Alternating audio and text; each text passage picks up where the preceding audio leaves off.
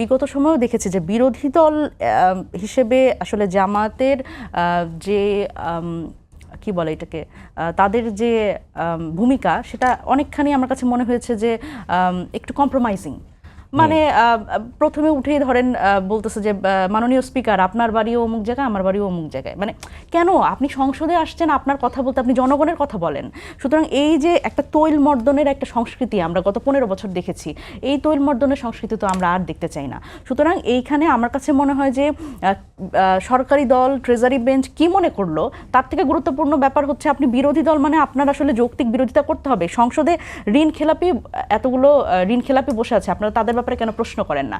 কেন ব্যাংকিং সংস্কার যে আইনটা সেটা বাতিল করা হলো এবং 18 ক ধারা যুক্ত করে কেন ইসলামদের আবার ফিরে আসার যে সুযোগ তৈরি হলো এটা নিয়ে কেন শক্ত বিরোধিতা হচ্ছে না? কেন, কে বলেছে ইস্যু নাই? প্রচুর ইস্যু আছে।